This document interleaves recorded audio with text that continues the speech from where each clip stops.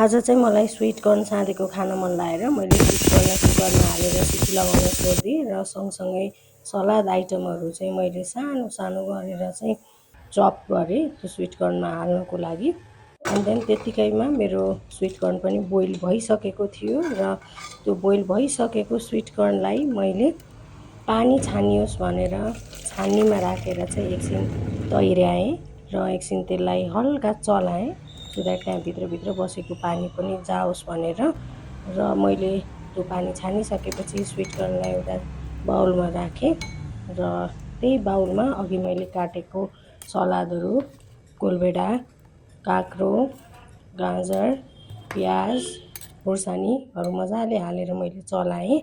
त्यो चलाइसकेपछि मजाले चलिएपछि मैले त्यसमा कागती पनि आफ्नो स्वादअनुसारको मैले एड गरेँ र कागती राखिसकेपछि त्यसमा बिटे नुन र मैले नर्मल आयो नुन पनि राखेर मजाले चलाएँ र फाइनली त्यो राखेर चलाइसकेपछि चाहिँ मेरो यो स्विट कर्न साँधेको रेडी भयो। तपाईँहरूले आफ्नो स्वादअनुसारले डिफ्रेन्ट सलाद र यसमा मसलाको आइटम पनि राख्न सक्नुहुन्छ। म चाहिँ अलिकति हेल्दी खाऊँ भनेर नर्मल खानेकुराहरू मात्र राखेर चाहिँ रेडी गरेको। ल हेर्नुहोस् है त मेरो फाइनल प्रडक्ट।